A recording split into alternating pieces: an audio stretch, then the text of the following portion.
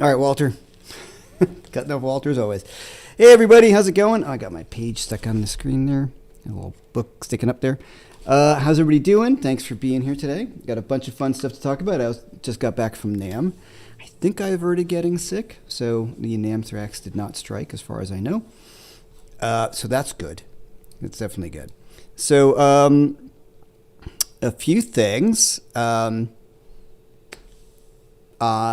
wanted to talk about. I got my inner circle, which is, check it out there. The inner circle is, if you go to JM Guitar Lesson, I have the link up above and there, and BB's got it in the chat. It's where we hang out every week. No, actually, no. Let me start over.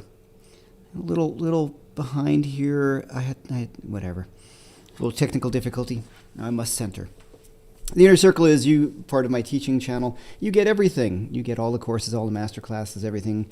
You get you're automatically in all the master classes and automatically get all the courses. And we do 2 live Zoom calls a month. I just started upping that. We're going to do 2 live Zoom calls a month with the lessons. We have direct access, so some lesson stuff going on there too. So you can check that link out. And it's called the Inner Circle, and a bunch of guys have been there for a long time, and it's great. I love it. Get to have a direct interaction with everyone. So so that's that. Okay, I'm getting a little more centered. I had to replace the headlight in my car, and it took a little longer, and I'm not the most mechanically inclined person, and it's kind of cold. Anyway, here we go. So today I want to talk about our amps dead. I mean, I've seen this all over the YouTube. It's like sort of it is definitely a bit of the clickbaity thing that's going on, but I've just having come back from NAMM and seeing a lot of people talking about this kind of stuff and where tube amps are going, and tube amp sales are down allegedly. So I want to just address all this stuff and give you my thoughts about it. So my main thought is, for me, no, they're not dead. So that's the main thing. But there's a lot of things that have come into play that are really cool to think about. So I put up together a little list of the pros and cons. So let's define what an amp is. Okay, so there's tube amps, and then there's solid state amps. So let's put, kind of hard to separate the two in one way, and it's really easy to separate the two in another way. So for me, I'm a tube amp guy because I just love the way they sound and feel. I grew up playing them. They are the most comfortable thing for me to play. When I'm not playing one, I can feel it. Now that said, there are a lot of great options that could be part of it. So the first thing is we have to set the parameters of where you are using your amp and what kind of music you play and how you grew up playing. So I think a lot of younger people didn't grow up playing big loud amps. And so for them, all they've really kind of known is a digital world. And so until you experience that volume, and it doesn't have to be blisteringly loud, but the sound pressure that is created when you're playing a real amplifier, the interaction of the volume of your guitar into the amplifier, creating a kind of cool loop that starts to happen. I don't find that to happen as much or kind of at all with going direct with a floor model. So we can start talking about, are we talking about going direct, or are we talking about amplifying your digital amplifier on stage? So when people say, are amps dead, there's a whole list of hierarchy of things that I think that need to be considered when you are investigating these things. All right, so for me on stage, the kind of music I play and the kind of gigs I play, I really like having a real amplifier because I'm usually playing improvisatory music. And to me, the amplifier is part of my instrument. It is a huge part of your sound and the way you play and the way you feel and the confidence that you have when you perform. So when I have some volume on stage, when I say volume, I mean to keep up with the drummer and not a silent stage, and I'm performing, I can start to get feedback from the amp or the way the notes sustain and hold, and that is part of the performance. I am playing the amplifier almost as much as I am playing the guitar.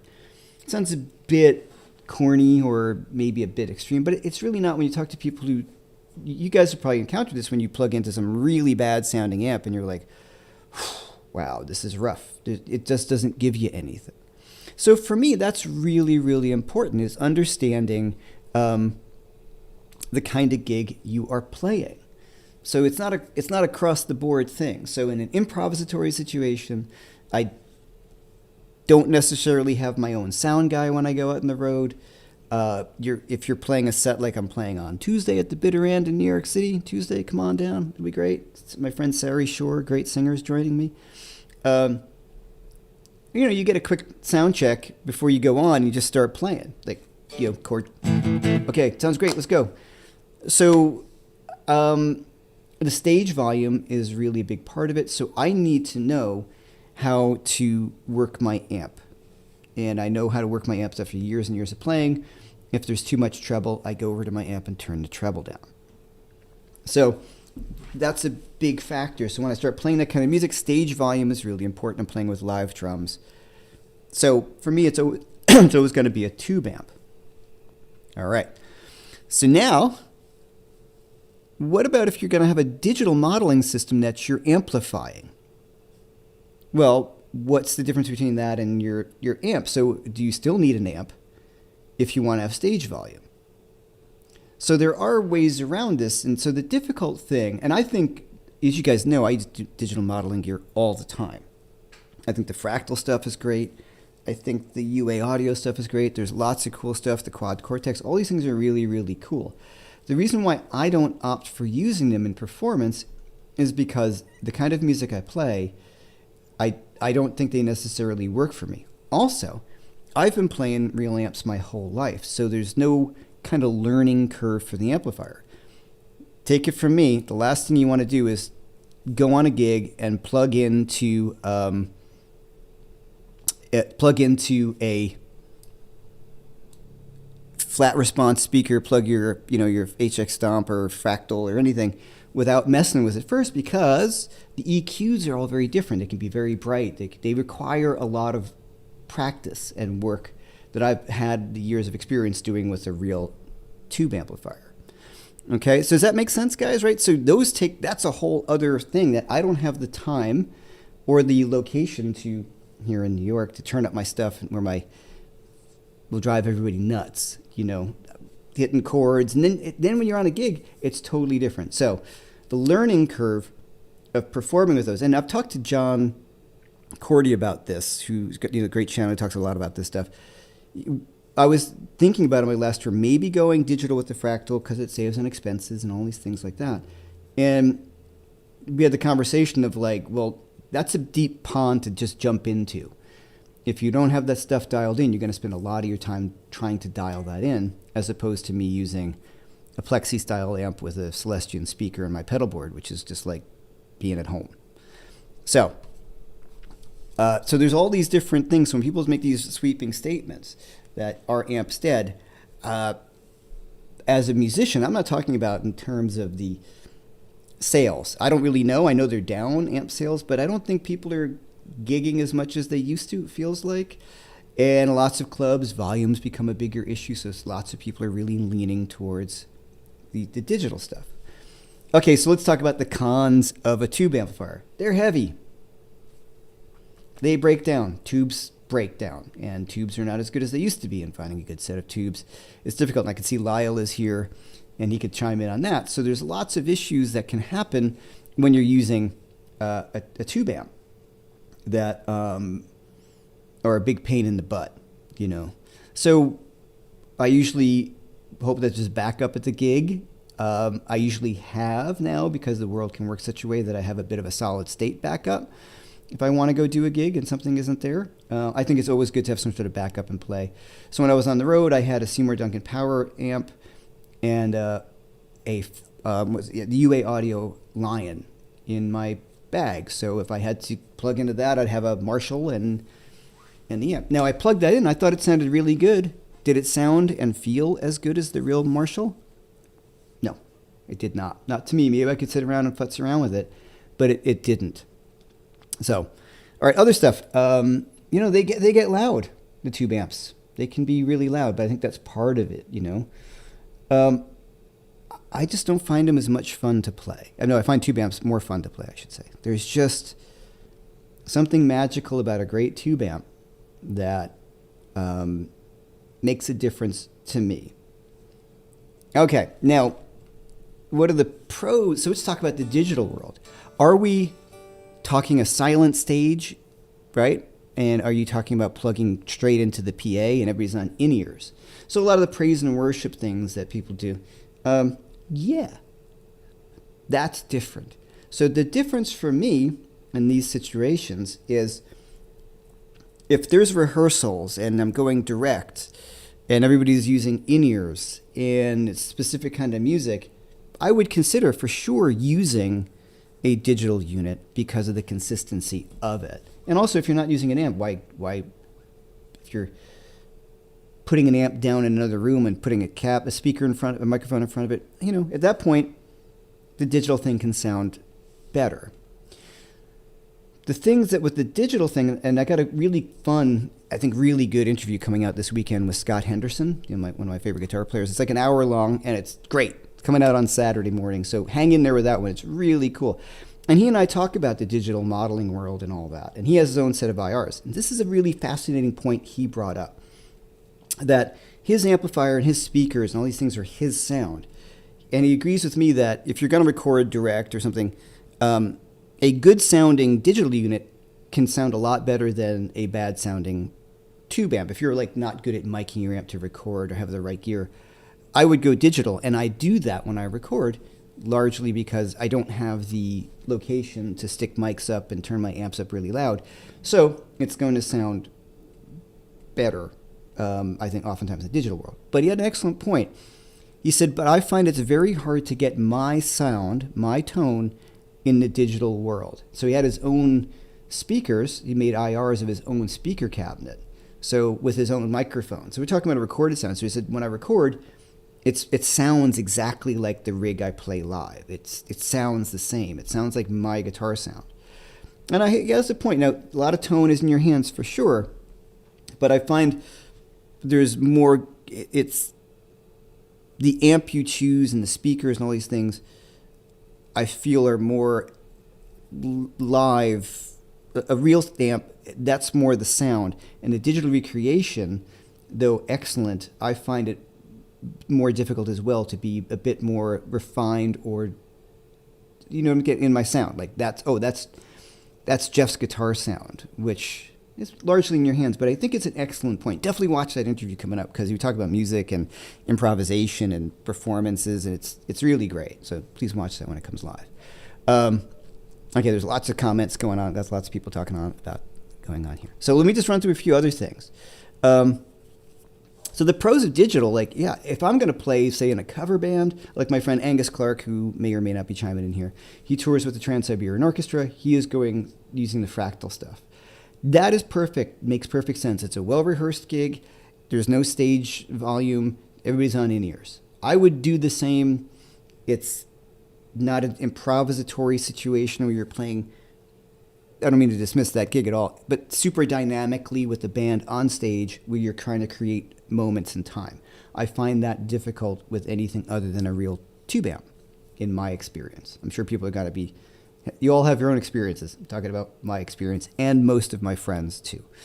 Talking to Matt Schofield, he's a good friend, and he a lot of times uses a fractal at home when he's practicing or doing live things. But on a gig, he just hasn't been able to make that move over as well. Okay, so the pros, of course, of the digital stuff. I haven't gotten the home use yet. I'm talking about gigging. Is they're light. They can be really small. They're super reliable. You have the direct option, which is also great. Sound guys love that. Once again, it depends on what kind of music you're playing.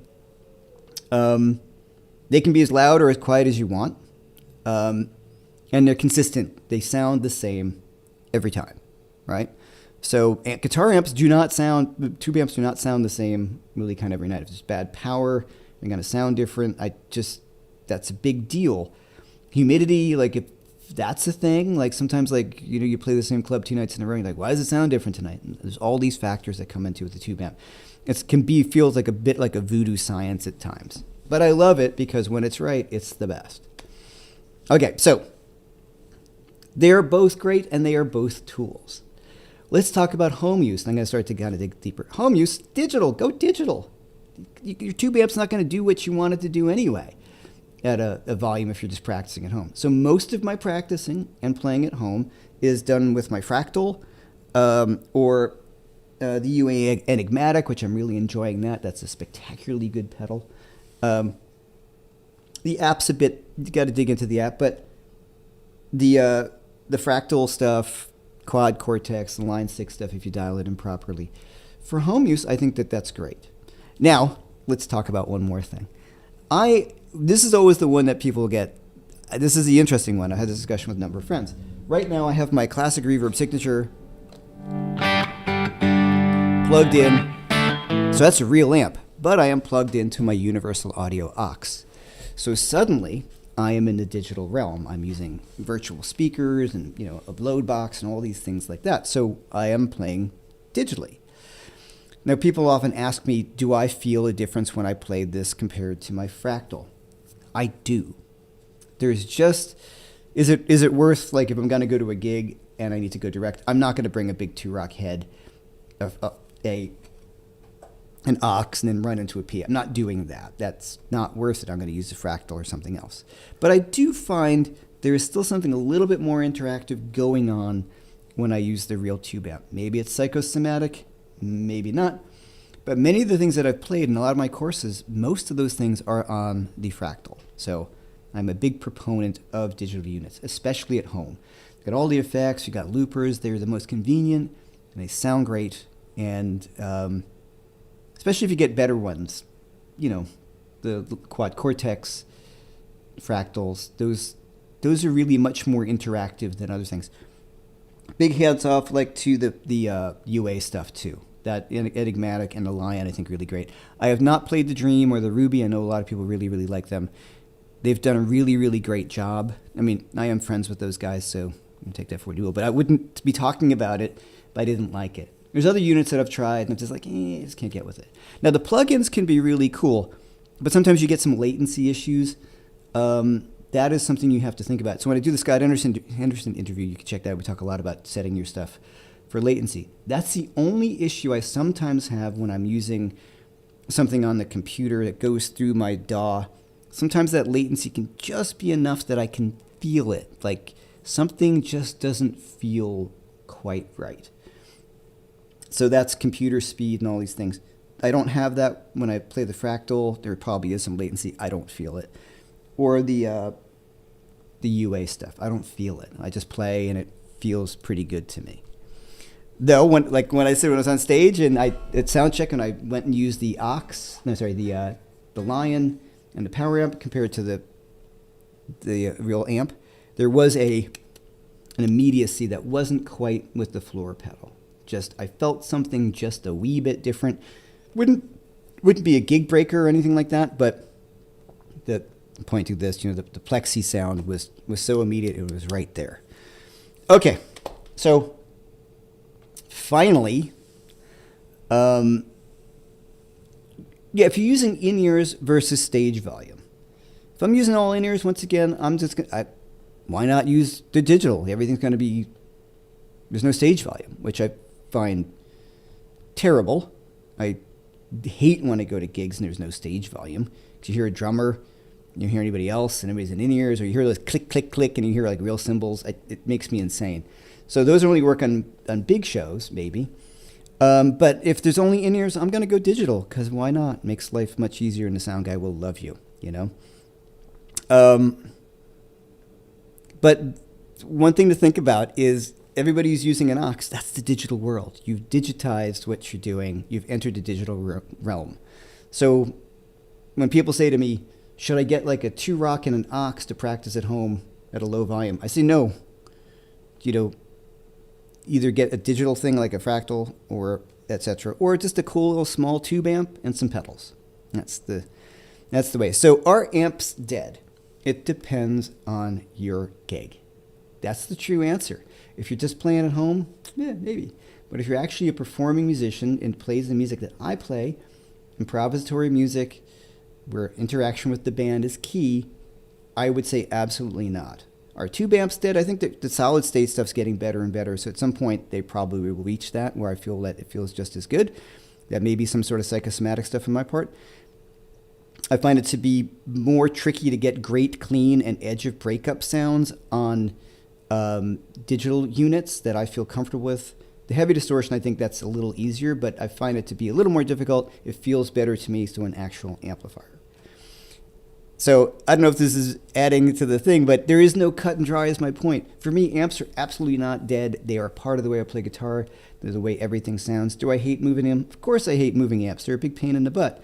But when you get on that gig, you turn on that amp, plug in your pedal board, play a few chords, you're like, oh yeah, that's it. And to me, it is the inspiration that comes along with that.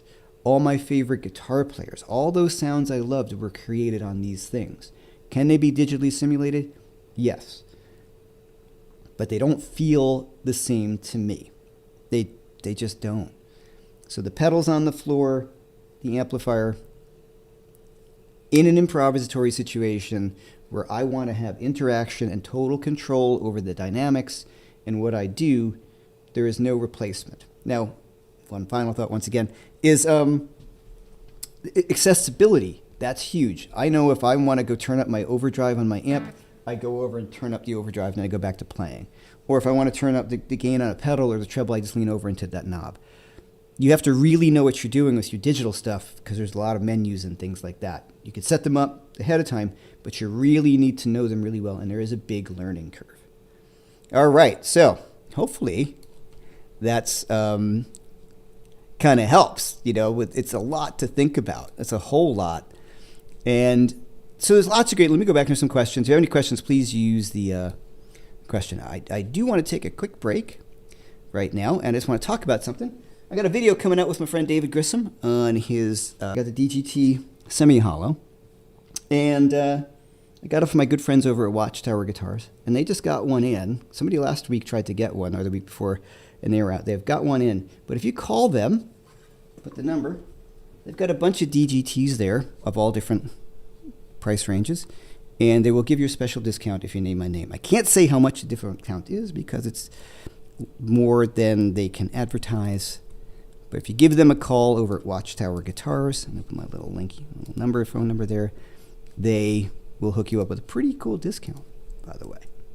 There we go. So, just throwing that out there. All right, so let me see if we got some questions here. You know, this is all, look, this is all opinions, but these are my opinions, and it's my show. All right, here we go.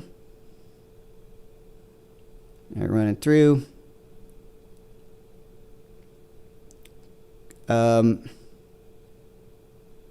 Okay, some people are talking about like the PT15, the Sur amps, or someone's mentioned the Angle amp of Steve Morse, where I guess there is a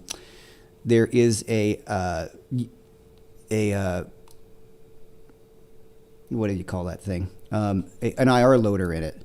So those can be, I've not gigged with any of those, so I'm not quite sure how to answer that one, you know? Hold on. I just heard from Watchtower, by the way. They've got a number of DGT SEs as well. And if you can do, and say Jeff DGT, you can call them or use the hold on. Sorry, guys. They just texted me this. So if you enter the code Jeff DGT, you'll get 20% off of the cores and maybe the other ones. The core and private stock DGTs. So, yeah, wow. Okay, they're taking 20% off of any DGT if you use the code Jeff DGT, all capitals, or just give them a call. That's pretty darn cool.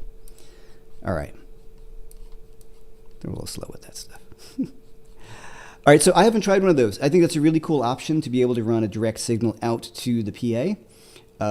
But you're talking still about a tube amp. So if you're running directly to the house, some people do this too. They run their tube amp on stage. They use the aux and use the output of the aux to the stage. That helps take away some variables of a speaker. Hold on. My solid state amp sounds better than any sim. Most guitar players are delusional. Well, it depends. It depends on which one you're playing. Depends on what kind of stuff you're playing. Some of the sims are absolutely just great. Some of the solid state ones are just fantastic as well.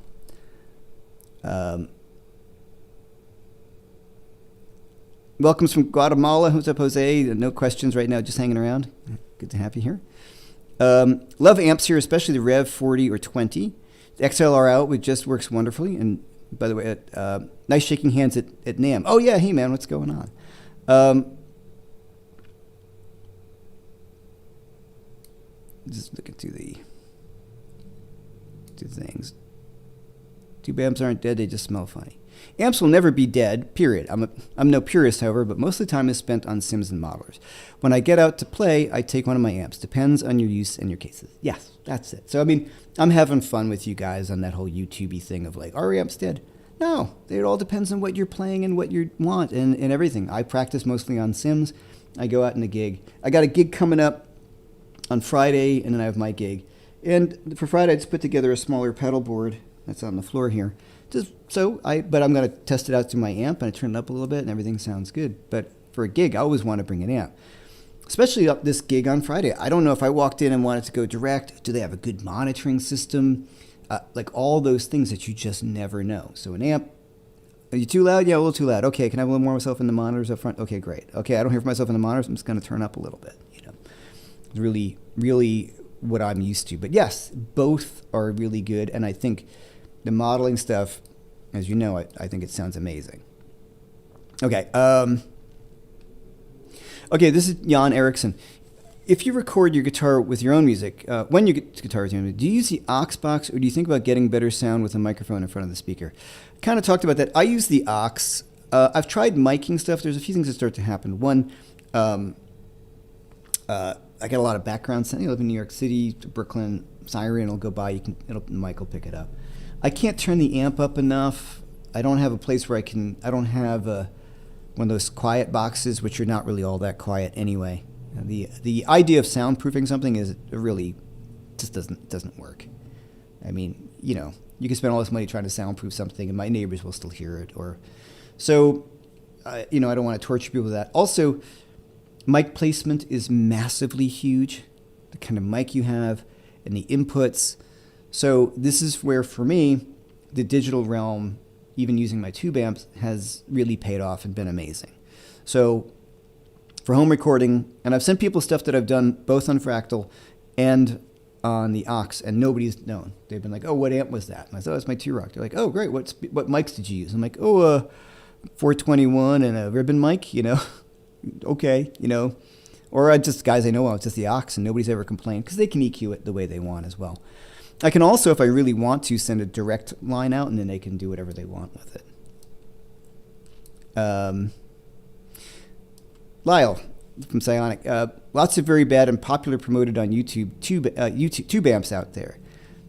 They give tube amps a bad name. Yeah, man. Like, at NAMM, I was kind of thinking about, why would anybody make a bad sounding tube amp? Because there's so many good ones out there, and there's a lot of junk out there, as Lyle will let us know for sure, which is totally true. I messed around with FM9 for 2 years, plugins 2 years before that, and it's fun and convenient, but I end up going back to a tube amp with a good attenuator. The Gel 50, oh yeah. Yeah, I'm with you. Like, I just prefer that sound. I do. But also, there's a difference is, when you're playing through your cabinet, so there's all those variables when you were talking about a flat response speaker. What IR are you using? The IR is almost more important than the amplifier in a lot of ways on a digital unit, because that's the real EQ that's going on. So once again, if you grew up in that world, and for someone like John Cordy, talking about John, 'cause he's the guy I know who advised me on certain things, that's what he's grown up doing. He's got tube amps, but he's so used to doing this stuff. So for him, he enjoys all it. I don't really enjoy it. I just like, well, geez, I got my, Celestion 65-watt speakers that I've played forever. I've got greenbacks, and they sound the way that I want them to sound, and I just plug it in, and the amp sounds the way it's supposed to sound. So that's the way I live and run with this stuff. Okay, BV. What's up, BV? Thank you for being here as always. Great alt fly board. Nanocortex Morningstar Pro 6, choice of pedal and amps profiled. No error, but great feel. Yeah, the quad cortex feels great. The fractal feels great. I'm not saying they don't feel great.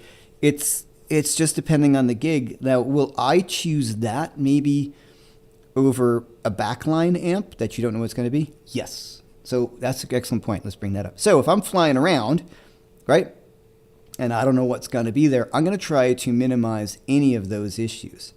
So, one of the plans or one of the things that I do is I had that, like I said, on the road, I had the power amp, I had the Lion. I can turn off the IR on the Lion, plug into the cabinet, and it sounded pretty much what I wanted to sound like.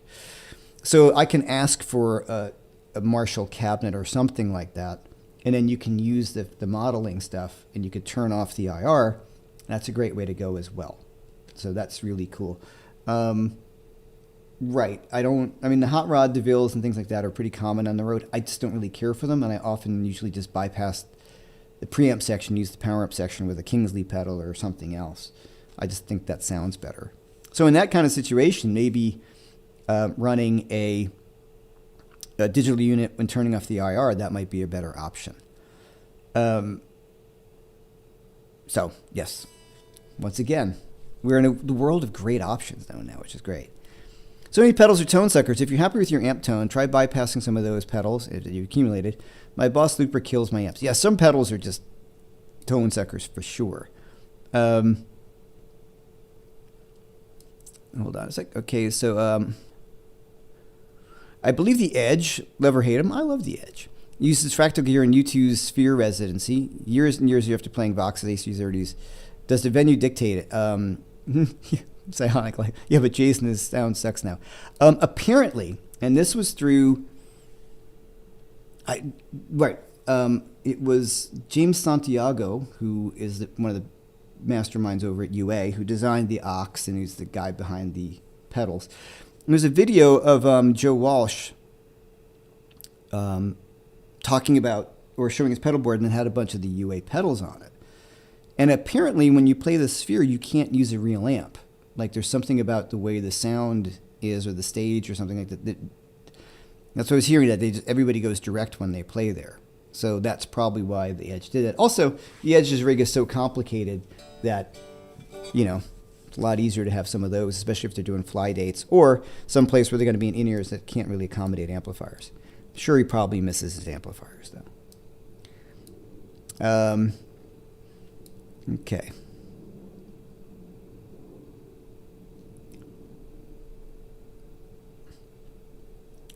Strymon Iridium, another good one too. Yeah, really like the amp if you put in the time to find the IRs. That's from Quincy. That's absolutely true. And like I said before, it's about the IR, and people don't really spend the time. One of the problems with, say, something like the Fractal is it comes with, I don't know, how many, like 1,000 IRs. No joke. And I bought Scott Henderson's setup and his picture, his IRs. It was like, it's inexpensive. Under $20. It was like 500 IRs, and you're like, oh god. So I gotta go through all these IRs, to find the one that I think works really well. Michael Nielsen, Big Hairy Guitars. Yo, Jeff, what's up? Everybody, these guys know Michael Nielsen. Love his channel. We've been in touch. So guys, if you're not familiar with his channel, he's the one who made me buy that amplifier from his demos. So he does some of the best. He does my favorite demos online. I think they have a lot of the same history guitar-wise, and just when he plays something, I just love the way he does his stuff. So go check him out if you already don't. What's up, man?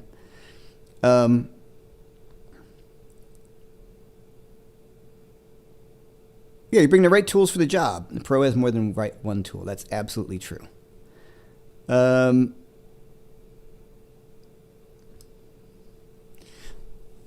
I seriously think about where tubes are made. Yeah, there was a serious tube scare a few years ago. Yeah, when COVID hit, there was that shutting down all the plants and things. And tubes are a money-losing proposition. So I have a stockpile of good tubes. I'm not going crazy with it, but yeah, I've got a bunch of tubes in the closet that should hopefully last me a lifetime. I don't have like a closet full of them, but a good set of tubes can last a really long time. And there are some really good tubes out there. Lyle can probably tell us which ones are the ones to get that are still pretty solid. And also, like, I'm not going to put really high-end tubes in a combo probably because all the shaken up that it gets. And yeah, so I'm just going to go for a good solid tube. I don't get too crazy with it. I've got some NOS stuff that I've picked out of my mother-in-law's old stereo that I'm just going to throw that out. And I'm like looking inside, pulling out 12AX7s, 12AU7s that were in there that get no use from that kind of a stereo. So that was kind of fun. And you can hear a difference, but I try not to go too crazy with that because I get obsessive enough about what coffee I drink. I want to get too obsessed with my tubes. Okay. What's a small amp with a nice overdrive, reverb, and to play at home without pedals? It's for a living room, and the pedals just give a messy look in space. Okay, a tube amp, and what kind of amp do you want? If you want like a rock amp, a rock tube amp, I mean, the Friedman stuff is great. If you're looking for like a Marshally sort of thing, and you have an effects loop, I think his stuff sounds great, and they're not inexpensive, but say like the 20-watt Jakey Lee, it doesn't come with a combo, but it's a head. It's a great sounding amp. I think it sounds great. The Runt, any of Dave's stuff is really cool. And it's got overdrive. And what I like about it, if you get some of them, it's not just metal overdrive. It's just, you could set it so it's just kind of cool Marshally breakup. A lot of people really like the Tone Master series. I've not really had any experience with them, but a lot of people think they're pretty good. Some people are telling me they like the tan one better than the black one, like the tweed looking one. My friend Jason Lachlan talks about that. I don't know. Okay, lately, Michael Cope, the thing I notice about my tube amp versus my modeler is actually the floor. Being able to play pianissimo on my amp is a little more visceral, and it asks more from me as a musician. Okay, can I pin that post? There's the interactivity that an amplifier with a speaker in the room gives you. There's more air moving around. It's just the way it is. I don't get that same feeling when I'm playing my modeler I've got good monitors. It's just not the same. Also, we have to remember, here's an interesting thing. A lot of the digital things, like the Fractal, they want this is what your guitar could sound like on a record, right? The mics you choose and all in the IRs, it's almost like slicker than the amplifier. So when you're hearing what would be like the sound of a recorded guitar when you're playing, say, at home, or a mic'd guitar as opposed to an amp with a speaker. So that's one interesting way to look at it as well, which I think makes a big difference. But yeah, I'm with you. I'm with you, Mike. Their Fender Deluxe is closer. Okay, cool. Thanks, Lyle. I haven't tried all of them. All those silent stages are more concerned about guitar amps. It never talk about real drums. My real jealousy against the fact that, by the way, I'm right. They want a silent amp stage, but the drummer is playing. Or they're playing those annoying, you hear click, click, click, and in real cymbals.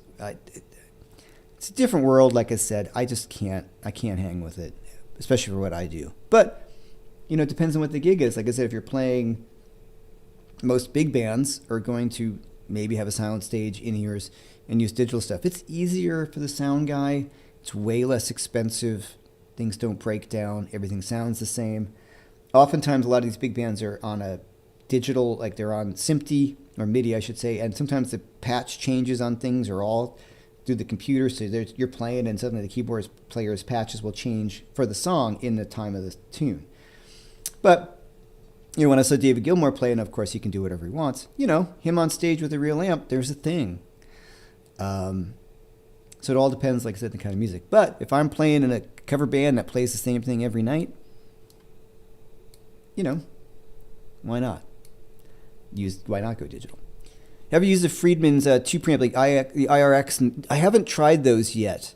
And they have the new Tone King preamp pedal. I saw that at NAMM, but I didn't get a chance to plug them in. Also NAMM, like you're plugging in the headphones and everything just. It's not a great place to try things out. It's it's insanity there.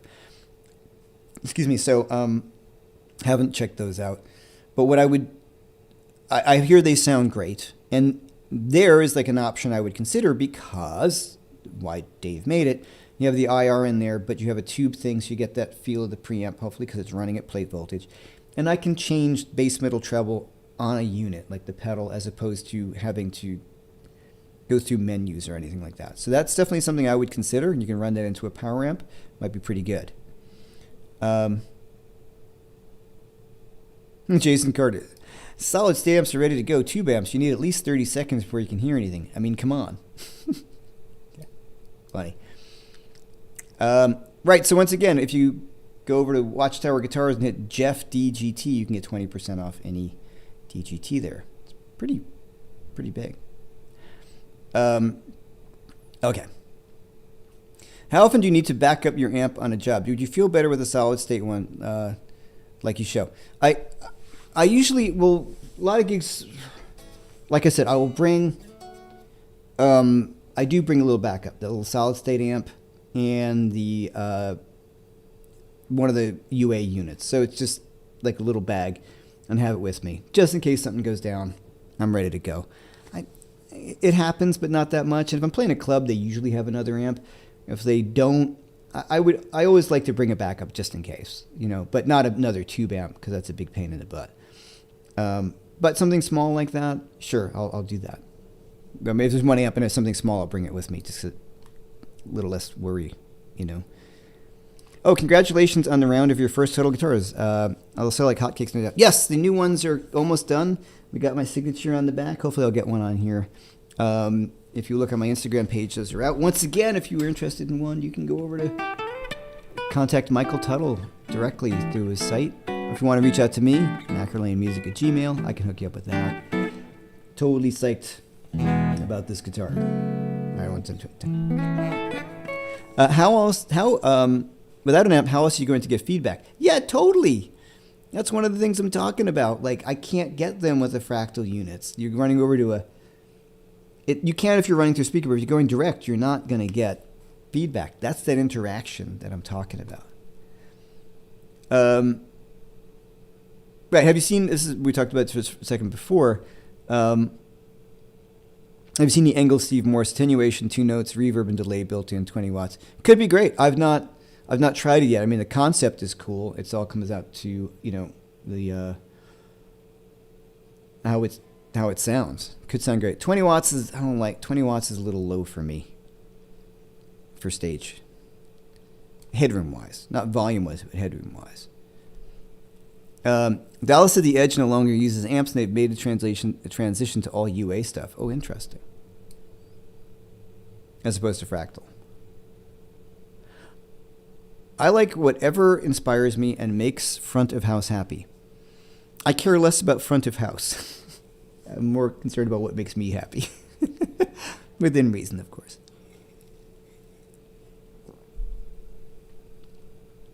So amps are dead at the venue, says, I guess so. Yeah, some venues are a real pain in the butt about it. But, I mean, you know, playing with Robin, he was so insanely loud. He was just, you know, he would just turn up and it's kind of loud. And he's like, uh-huh.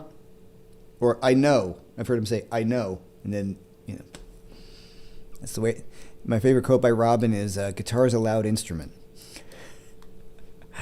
That's good. Okay, Lyle, thank you. Oh, hold on, we'll get to Lyle chiming in. No one brand is best for every type. Find a good vendor you can trust. Tube Depot and a tube store are great. Yes, you can contact them. That's where I get my stuff from as well. And they've always been great. And I've never had anything go south or anything like that. So thanks, Lyle. That's really, really helpful. Any thoughts on Deluxe Reverb Tone Master? They're pretty close to the reissue Deluxe without the reliability. I have no... can we get that in a complete sentence?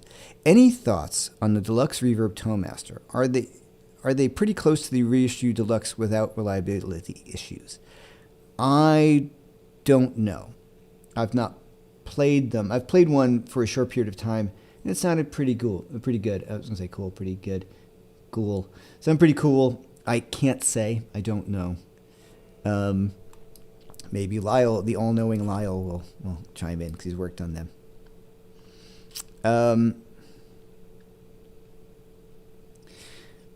Amps came downsizing long time ago, and I guess the amp and a board is just the next logical step. You know, if they came up, and there are a lot of people do, and it's like culture, like these small power amps on stage, if it starts to feel great, like if you can get like that Jakey Lee IR, or the Friedman IRX thing into a power amp. One thing that a lot of people forget is the power section of an amp has a ton to do with the sound of it. And there's a lot going on there with the phase inverters, overdriving, like all this stuff. So it's not just a simple situation of like plugging something into it. There is a situation, like the power amp overdriving, if you're talking about tubes, has a huge part to do with the sound of the amplifier if you're getting an amp that gets that kind of sound. What I mean is, like, if you want to sound like an old Plexi, that's part power amp distortion. A lot of amps are a bit more preamp based, so there's a lot to consider. Also, I think there are a lot of great small amps out there now. There's really great sounding solid state ones. Maybe the era of the really big amp is going away. I mean, I'm lazy as all get out. I got my 2-Rock 212 cabinet that never leaves the house because I can use a 112. The 2-Rock only, for me, is really like outdoor gigs, which don't really happen that much because it's just sometimes you want that more sound on stage.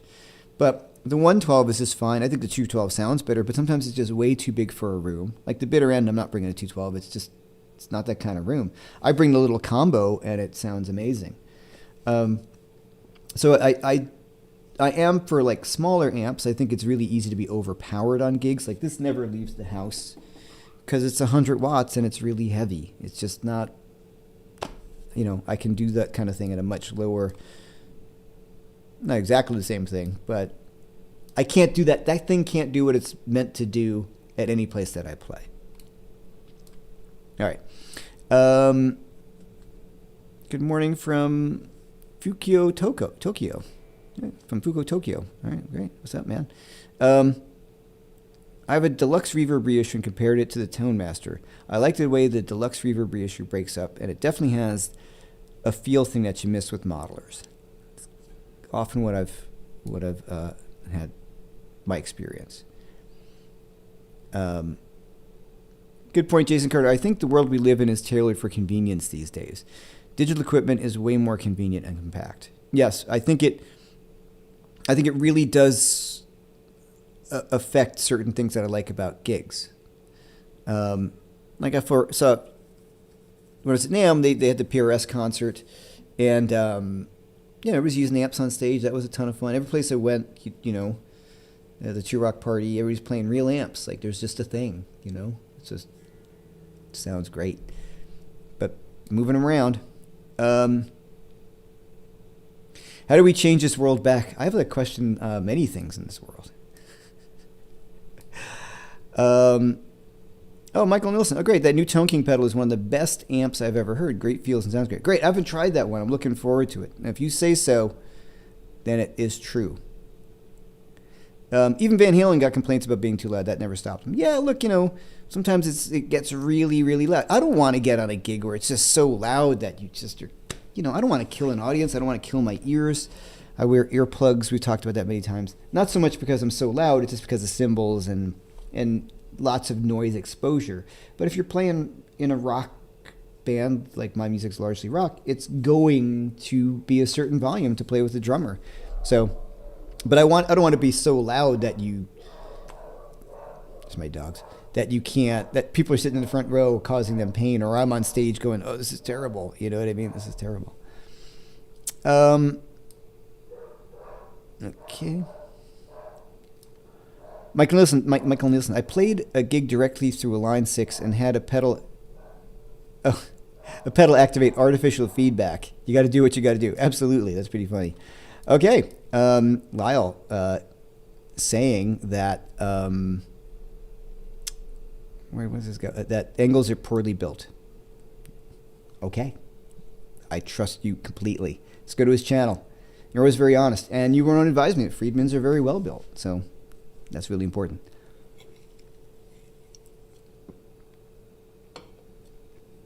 Okay. Do I like Mr. Boogies? I don't know. I have played some of the early ones, years ago. Yeah, they're cool for what they did. I've heard from a lot of amp guys that there's a lot going on in there that can go wrong, or like lots of stuff Lyle, you can chime in on that. I think you've talked about them.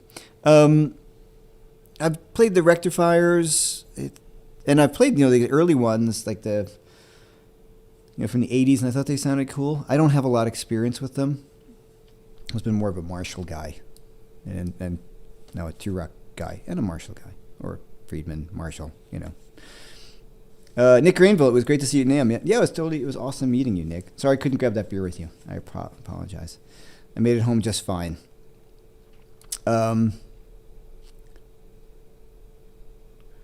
Okay, I'm far from all-knowing, this is Lyle, but the Tone Master Deluxe is extremely compressed and very limited dynamic range. Great for pretty playing, but I don't dig it. Dig in clamp. Right, so these are the things, like those tubes, a good tube amp, the dynamic range that they give you. I've not yet personally fully encountered that in any other world. I haven't dug too deep into it, but you got to do what you got to do.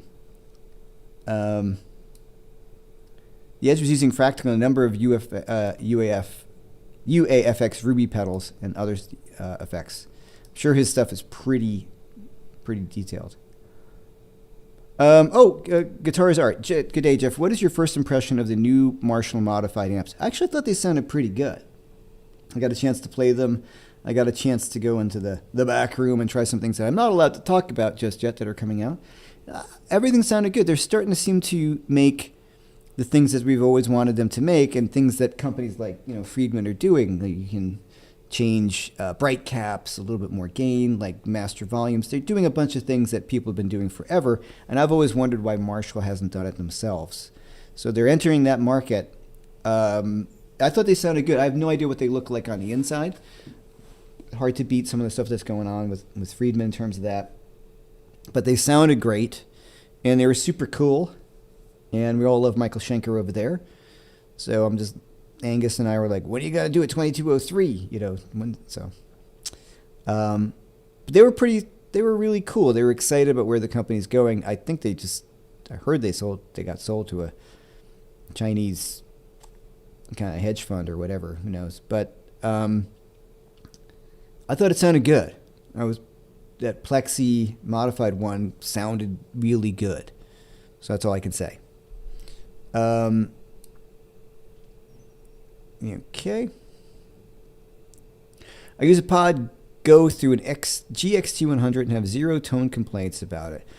I always get what I want to hear, and it gets really loud. I do love a good tube amp, but this works really well for me. Yeah, there's no right or wrong. It's just what we're used to, and it's the way you play too. I think one of the big problems is that you can get really spoiled. I've got some nice amps, as you can see behind me. So it really spoils you. So when I plug into a Hot Rod DeVille, which is not a bad amp, I have a hard time because it just doesn't have to be this. I mean, I'd rather play through many other amps that are less expensive than that particular amplifier. I find it to be, I don't like the speakers, I don't like the way. So my point was, whatever works for you. So if your pod goes through that XT100, I don't think nobody's going to complain about your tone. I mean, most people, but a few things. If you're known as like okay, I live in the world that if you're going to come see my gig, you're probably going to expect that I'm going to be playing a 2-rock or something. And I will be, because I love the way they sound. And Matt Schofield and I talked about it. It's like, I think people showed up at my gig and I'm playing through like a fractal floor unit. I might not sound different, but some people are going to be like, oh, where's the 2-rock? Like if Joe Bonamassa showed up on a gig with, Squires, people would be like, what's going on? So I don't mean it in an arrogant sense, but these things I talk about, and if I'm not using them for real, I think it feels kind of disingenuous. And if I can bring my good amp, I'm always going to bring my good amp. So the tone complaint, if you have no complaints with it and people you're playing with have no complaints with it, then great that you can bring that gear and feel really good about it. Okay.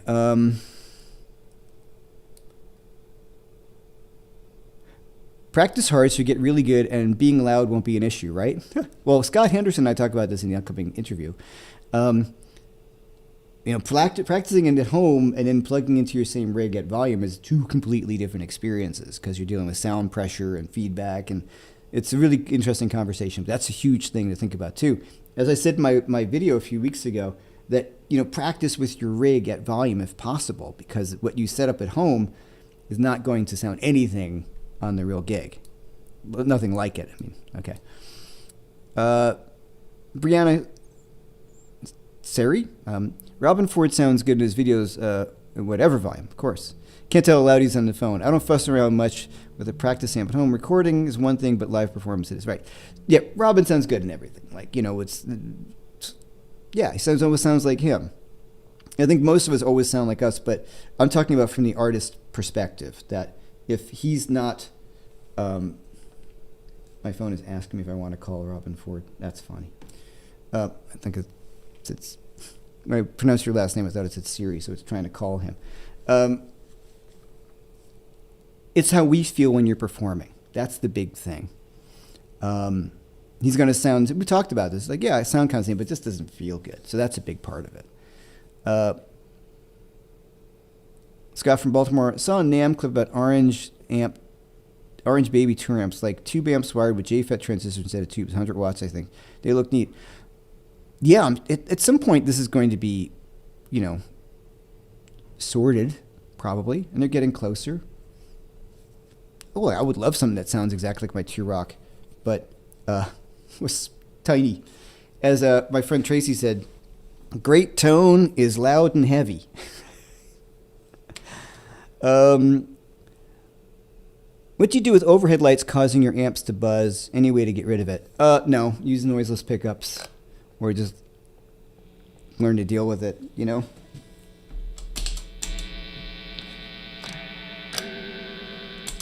So no, there's no way around it really, unless you get noise-free pickups or play with humbuckers. Because it's usually that the single coil is picking up. I have a brown box on my amps here, but you don't necessarily need one on new amps. I don't know. Sometimes I think it's a good purchase. Sometimes I'm not sure. Lie all the time. All right, the GTX allows me to go direct without sacrificing the speaker on stage. So I can have an amp speaker on stage and also go direct. Pretty sweet. Yeah, it's great. Man, absolutely. Sean Tubbs is in the house. Hey, man. I didn't see you this year. Damn, Sean. Everybody knows Sean. Amazing guitar player. Thanks for stopping in, man. Yeah.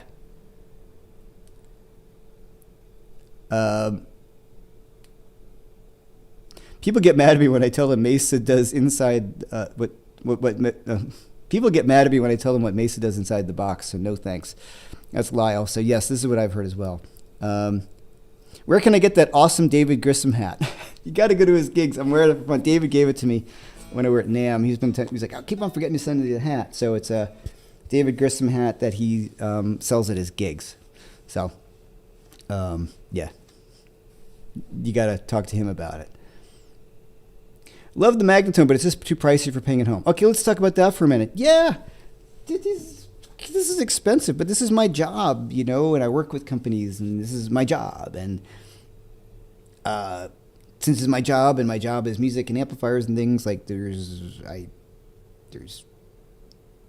all sorts of ways that's part of my business expenses and all these things like that. So, but it's my job as a professional and recording and doing things like that. So I do need these different sounds and amplifiers. If you're playing at home and you're on a budget, do not buy a $5,000 amplifier. You know what I mean? Like, it doesn't really make any sense. And you're not really going to get the full benefits of that amp at those volumes anyway. So I always feel like a good tube amp, if you're getting into just a really well-designed tube amp, it could be PC board or really well-made hand-wired one.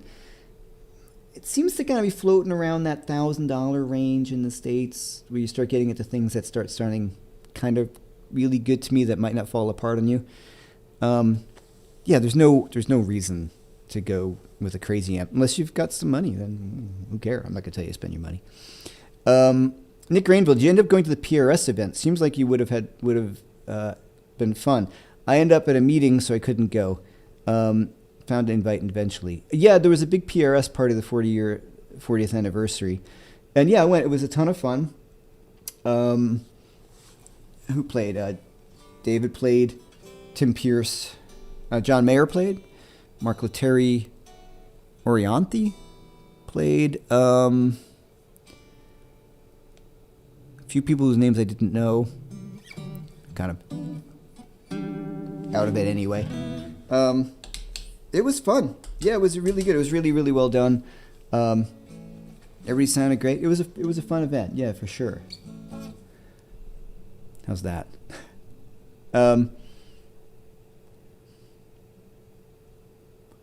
Okay, an excellent point. This is by Dwayne Stinnett. I've had guitarists in 2 bands that use modelers while I was using a tube amp like a Tweed Deluxe, 50-watt Dumble clone Princeton. The tube amps overwhelmed modelers every time. Dude, I'm so glad you brought this up. That's like bringing a knife to a gunfight, for sure. Nothing has poked the hole in the modeling world when you get up, when somebody's got a modeling thing and somebody else has got a real amp. That's just like the Mike Tyson coming on stage and just punching you in the face. That's been my experience. I'm not talking front of house. I'm not talking just when somebody's got their stuff, whatever it is, could be the best, and they're plugged into a flat response speaker and they're playing, and then someone's got a Marshall or whatever. They always get their butt kicked, just pounded immediately, like one chord. You're like, all right then, So that's the case. I've definitely found that to be true as well. So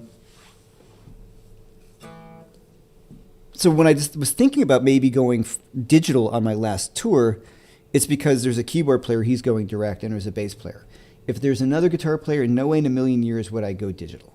Just wouldn't do it, because if the other guy's playing a Marshall or a Fender or whatever, I actually had that happen. I did a gig many years ago with Angus, and I had a Bogner Shiva, and I love Reinhold, he's a great guy, but he had a Plexi and I had my Shiva, and he just killed me.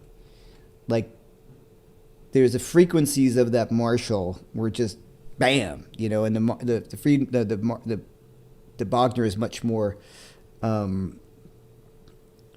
pillowy or something. Not as wasn't as immediate like that Marshall Plexi. So, as much as I love Reinhold and the Shiva at the time, I sold it very quickly after that, and got a Marshall.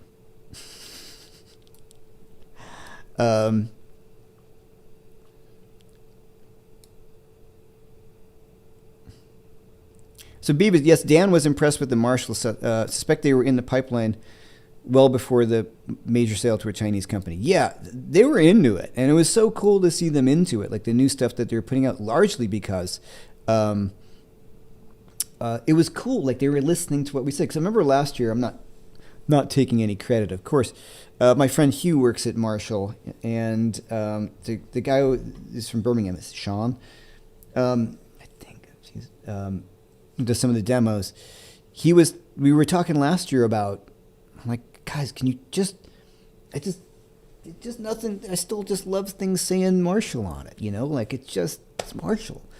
Just make that, or just do the mods that all these other people are doing, and moving forward, make them higher quality. Put those little mods in, and people will pay the same amount of money if they know it's going to be just as good.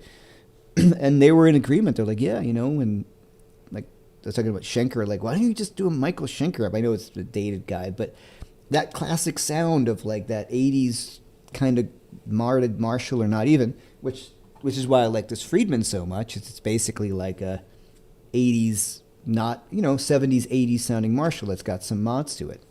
That's what I would love, and they really were excited about doing it.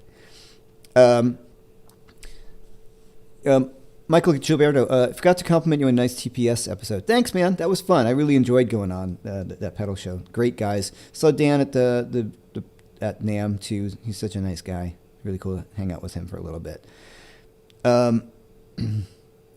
Okay, Jose, how do you balance being respectful and bring in your A game to a gig, like Robin or someone else that's not your gig? Oh, that's an excellent question. And he answered that for me. On the first gig or two, I kind of laid back a little bit, because I wasn't sure what my it's his gig. I don't want to be too forceful or anything like that. And he, backstage after the first set or second set, I remember, he goes, "What's wrong with you?" I'm like, "What are you talking about?" He's like, "Look, man, you're not here because you're my friend. You're here because you're an MFer on guitar. So step up. I'll tell you if you overstep." And I'm like, "I didn't want to." No, I said, "I didn't want to overstep. I didn't." He goes, "I'll tell you if you overstep me, And I'm like, "Oh." So that was it. He wanted me to not hold back. I was, of course, still respectful. He was so generous. It was like 50-50 with the solos. I mean, I couldn't believe it. I wasn't the rhythm guitar player. But my initial feeling at first was to, not that I can show up Robin Ford, I don't mean it that way, but not trying to. I was played super respectfully, and he was annoyed because he's like, "That's not the way you play guitar. You're here not because you're my friend. You're here because you can play guitar." So that was really cool. But you have to be very careful of that. If you're the other guitar player in the band and the other guy's the star, you gotta be careful.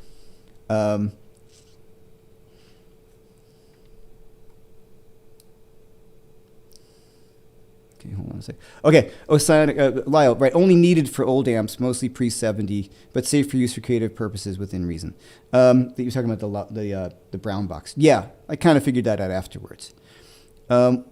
What do you use to hear a modeler on stage? A lot of people use the in-ears or monitors. I don't like in-ears. I hate them.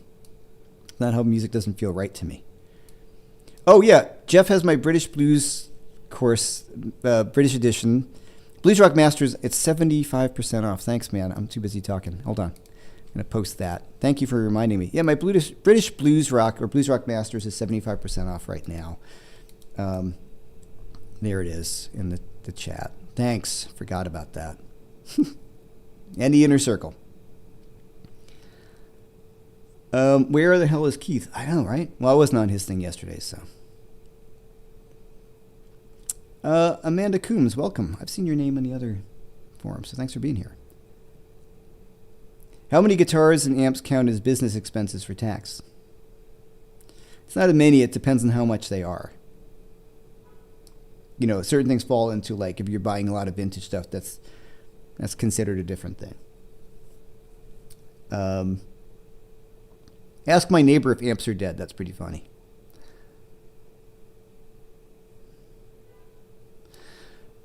John William Gould. I think the reason why there is a need to have low stage volume now comes from the fact that many players don't play with enough dynamics. It's about being loud at the right time, not all the time. Amen. Yeah, man. Exactly. And I know it's going to sound like old guy pointing at, clouds. That's a lost art, I think, a lot of times. Like, I've talked about this, and you've talked about Matt Schofield. When people often plug into my amp, they're like, "Wow, this is really loud." And I'm like, "Does it seem loud when I'm playing it?" And they're like, "Well, not really." I'm like, "Right, because I'm riding the amp, right? I'm rolling my volume back on my guitar. I have all this dynamics. So the only time I'm playing at full volume is when the band is at full volume, and the rest of the time, this is the interactive thing that I'm talking about.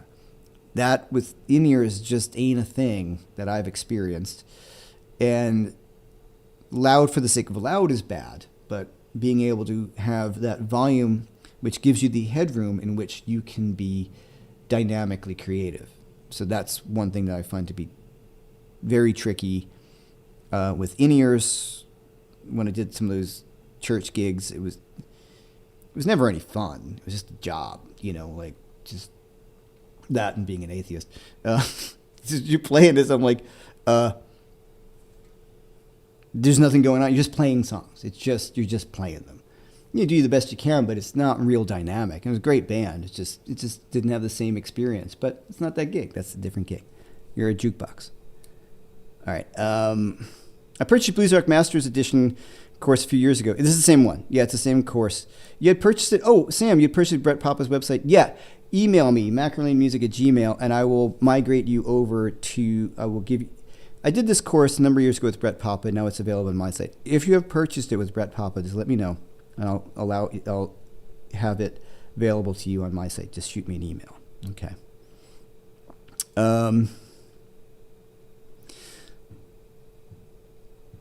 I understand the allure of digital, but I think there is really an organic sound quality loss. I agree with you. Yeah. Right? The weight of sound is just no comparison on stage between a tube amp and a modeler. There's no comparison.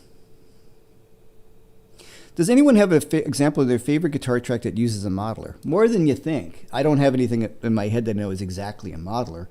But, Scott Henderson's talking about it. He said all but 3 songs on his new album, latest one, Carnival, are IRs. So it's his Marshall into a load box into his DAW with IRs.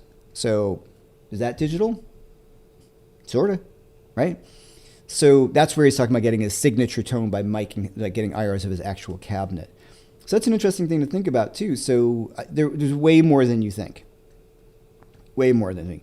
Do you have my record, my latest one? You're hearing some digital amps because I had to finish some stuff at home. I think they can sound better now because I've gotten better with them. But yeah, I think pretty much most things are going to have some digital stuff on it nowadays. And they can sound great. Okay.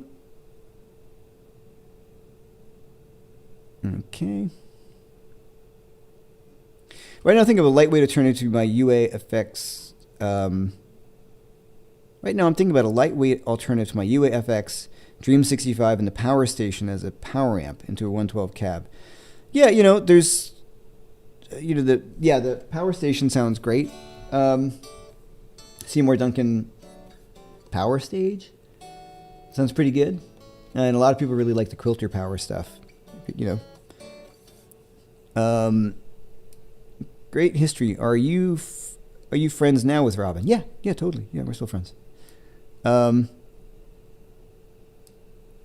Yeah, we speak pretty regularly. Yeah, he's moved to England, so the friendships kind of go.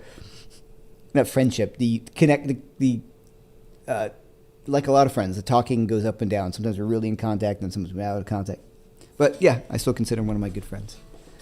But moving to England has changed a lot. One of the best adverts for playing amps live is when Steve Lukather blasted out his neighbors at full volume for using a leaf blower at 7 a.m. You never want to get into volume wars with your neighbor. Never turns out to be good. BV talking about main artists that are secure in themselves want you to play. Those have egos, not so much. That's true. Yeah, that's true. Yeah, Robin's not intimidated by me. We enjoyed playing together. Yep. Jason Hartilius, what's up, man? I may have this, but did you talk about the Tuttle signature? I don't need a fourth one, but yeah, you definitely did. We didn't talk about it. I've talked about it before, and I'm going to do a video on the guitar soon. I just love it. Super psyched. I'm really psyched with both of these guitars at the moment. Once again, if you go to Watchtower Guitars and use DGT, or what was the code? I just forgot again. It's over there. They just texted me during the show. Or you give them a buzz and you mention my name, you get 20% off of any DGT, core, private stock, anything. Because they got some really nice ones. There's a few private stocks there. They're just, it's a lot of money, but whew. Jeff DGT, capital letters. But two private stocks there, which want to help. Did we choose that one together? It's got the little birds on the side. It's got a real full Brazilian rosewood neck. Pretty amazing. Really expensive, but that's a great guitar. Chris Quinn, the Gel 20 has been getting the job done, leaving the bigger stuff at home. Yeah, we talked about this. This is a 50 watt of the Jakey Lee. I got this just because the 20 watt sounded great and super loud enough, but I just wanted to make sure I had enough headroom. So I've had issues with 20 watt amps on gigs, just not having the clean headroom that I want for the kind of the way I play. Okay. So the hybrid approach will keep tube amps alive. Yeah, for sure. Not a modeler, but the Rockman's sure on a lot of stuff. Yeah, 1980. Sure, of course. Did I get a chance to play the Tone King preamp at NAMM? No, I didn't. Michael Nielsen's on here, and he said it sounds great. At NAMM, it's really hard to hear anything and make any judgment call. It's just so loud, or they put you in headphones. You're like, oof. But if Michael says it's good, it's going to be good. That's it. Jose, Jeff TG, thanks for helping out with the codes there. Hi from this is from Oliver. Hi from France. Love your Now CD. Do you have a new CD coming out soon? Nothing soon, but there's some things in the works. There's one record. I'm working with a singer right now. I'm playing with her next week as well. We're talking about doing some stuff. Sari Shore, great blues singer. Just did a record not that long ago with Robin Trower and toured with him. So we've been getting along great. She lives in Brooklyn, and so we're working on some material. So hopefully that'll kind of turn into something. She's got some touring coming up in Europe. They'll be kind of long, and she asked me to do some of it, and I can't afford to go that out on the road for that long. I can't afford. I just don't want to go on the road for that long. So we're going to probably do something together, and I am starting to try to get the concept of putting together another record. Records are expensive to do, and you never make your money back. And that's to get kind of dark, but that's what happens with a lot of people. I don't end up touring, so I just put out the record, and Spotify, those plays, it's ridiculous how little money you make from that. So it'd just be really like a vanity record, because nobody buys records anymore. All the same story. They just listen to it on Spotify. The amount of plays I get, it's enough for me to buy, coffee or something like that. Instrumental rock guitar isn't, top of the charts. So I don't mean to be cynical. I like writing music and wanted to do a new record, but it's a big expense with, unfortunately, very little payoff other than if you're touring a lot, or you can get some people to help you fund your record. Because you think about it, if you want to do a record for real, with real drums, have it mixed and mastered and printed up and all that stuff, it's $10,000-$20,000 for real. If you want to go into a studio the way I would want to do a record. I do not want to do a record where the drummer flies in tracks from somewhere else and the bass player does tracks else. I've worked on those records, and I really don't like it, because the kind of music that I play, it's interactive, and I want to get as live to all the stuff in the studio as I possibly can, and just do some overdubs to fatten up the music. But I want the solos and the performances to all be a band in the room. So all that costs money, So Nick Granville, David Gilmour uses Zoom processor direct on some tracks. Yes, for a particular sound, but he didn't use it on the gig. Yeah, but all right. CDs are back. Are they really?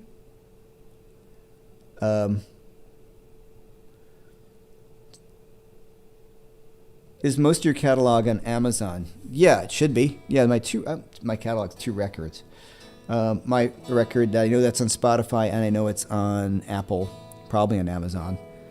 And the record now I did with Robin's on there too.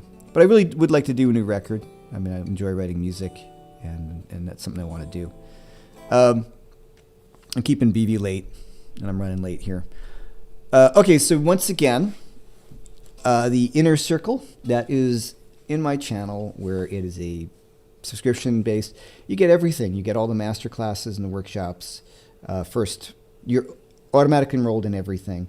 And starting in February, we're going to be doing 2 live Zoom lessons a month for the guys. So everybody, and you can watch all those things on reruns anytime you want. So I'm really kind of making that a large focus. People seem to really dig it, because it's, I'm not giving private lessons anymore, because I've been doing all this stuff. So it's a way that we can all get together and work on stuff and answer questions in a live situation, and specific lessons and all that kind of stuff. And then all the courses and all the master classes. So if you want to check that out, you can use the link. That's the Inner Circle. Once again, I'm actually playing the guitar today. Here's my Tuttle. Now here,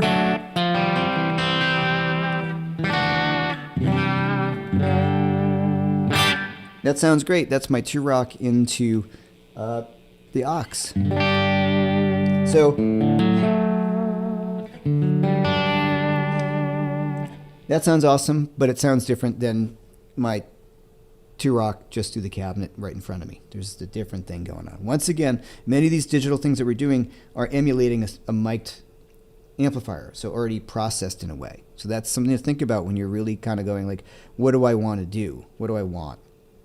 So other things, just real fast. DGT sale going on over at Watchtower Guitars. If you use Jeff DGT, and it's 20% off of any of the DGTs. It's pretty deep. How is the new PRS DGT up? I've played it. It sounds great. It sounds really great, a little louder. It sounded good at low volume, but when you turn it up a little bit, as it was designed as a tube amp, I thought it sounded really nice. Really, really nice.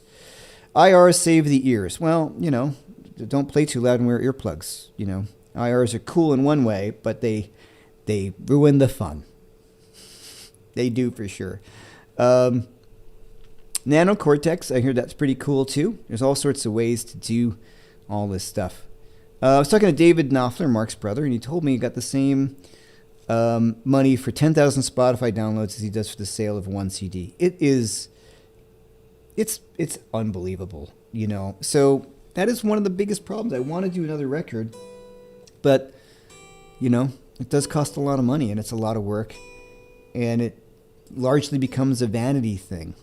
Now, if everybody who watches my, you know, everybody buys it, then it could pay for itself. But that's not always going to be the case because I'm not really buying a lot of CDs. I'm just being honest. I don't have I don't have a CD player anymore. So, you know, I stream it. So, all right. So once again, thanks everybody for being here. You guys are the best. Inner Circle, you can check that out. Don't forget, check out Watchtower Guitars using the link that I've got there. I'll put it in the description as well. 20% off any DGT. And they have one. They got one coming in. So this thing is awesome. So between these two guitars, super awesome. And my other guitars, but these are the two that I've been playing. Like all my other guitars, just these two have been the ones that I've been doing. All right, everybody. I will see you on... Oh, don't forget, Saturday, Scott Henderson interview. It's like an hour long, but it's really great. Also, I'm thinking about I did that long interview with Greg Koch, and people really dug it. So I'm thinking about doing a series of those mixed in with like the regular short interviews, but just longer interviews with people like Greg Koch and Scott Henderson and my friends, and getting more into talking about guitar. It's a bit more podcasty, so maybe I'll make it into a podcast, but that's a lot more work, and then you got to do podcasts and all that kind of stuff. And turns out the largest people watch podcasts or listen to podcasts mostly through YouTube, which I thought was very interesting. So Scott Henderson, it's going to be, we're doing a live thing on Saturday, not live. It's a recorded interview on Saturday morning.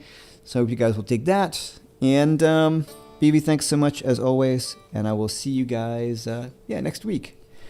Everybody have a great one. And I'll see you then. Thanks, everybody. Bye-bye.